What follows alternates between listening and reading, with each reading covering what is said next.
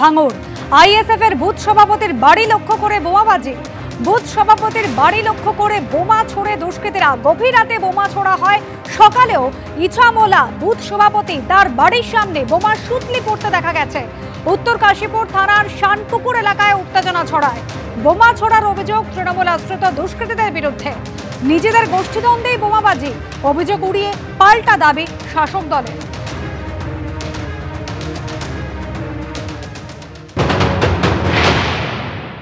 তৃণমূল আশ্রিত দুষ্কৃতী বাহিনী যারা বোম মেরেছে, তা এরা যে কারণে বোম মেরেছে, বিশেষত কারণ হচ্ছে ভেড়ি অকশন নিয়ে বোমা মেরেছে। কারণ এদের যোগ্যতা নেই মানুষকে যোগ্য দাম, যোগ্য জিনিসটাকে পাইয়ে দেওয়ার। যখন আইএসএফ তথা এই চণ্ডীহাটের জনসাধারণ মানুষ যখন ঘেরের ন্যায্য দাম পাওয়ার জন্য, ঘেরের ন্যায্য দাম দেওয়ার জন্যে যখন বিভিন্ন জায়গা থেকে, বিভিন্ন এলাকা থেকে নতুন পার্টি নিয়ে আসছে, ঘেরের পার্টি নিয়ে আসছে, এবং ঘেরের যে মূল্য বৃদ্ধি হচ্ছে, লিজের খাজনার হার বৃদ্ধি হচ্ছে, তা সেটা ওদের পছন্দ হচ্ছে না। কারণ ওরা লিজ চেপে রাখবে, পকেটে 2 লাখ 1 লাখ 5 লাখ আসবে, তবেই ওদের ভালো হবে। কারণ ওরা কাটমানিতে ওদের মানে পেশা, ওদের জন্মগত রোগ হয়ে গেছে কাটমানি। এখন ওরা সেই কাটমানি পাচ্ছে। তারা এই টিএমসি।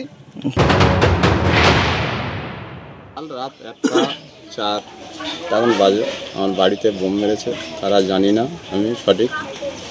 তা আমাদের এখানে ঘের অপশান ছিল, আজকে ঘের অপশান ছিল, তাই হিসেবে কাল রাত্রে আমার বাড়িতে বোম মেরেছে। আগে 4টে ঘের অপশান হয়েছে, আমি নিজে পার্টি এনে ঘের 4টি দামে বিট করেছি বলে আমার এইটা ভয় হুমকি দিয়েছে টিএমসিরা।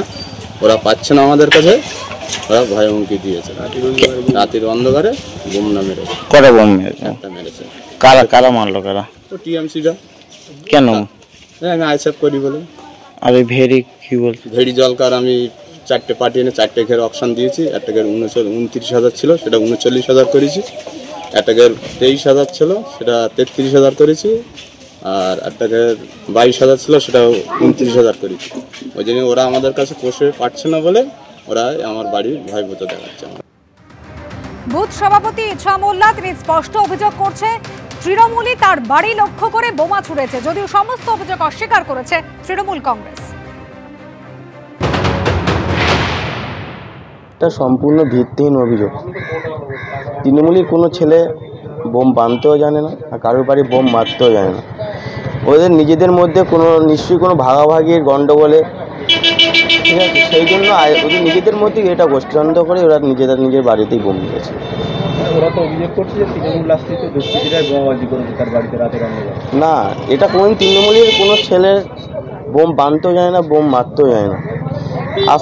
আজকে 2021 সালে নওশাদ সিদ্দিক জেতার পরে থেকে ভাঙড়ে কোনো উন্নয়ন করেনি। তার পরিবর্তে যে টাকায় আছে সম্পূর্ণ তারা বোম টাকা দিয়ে বোম কিনেছে আর মেশিন কিনছে।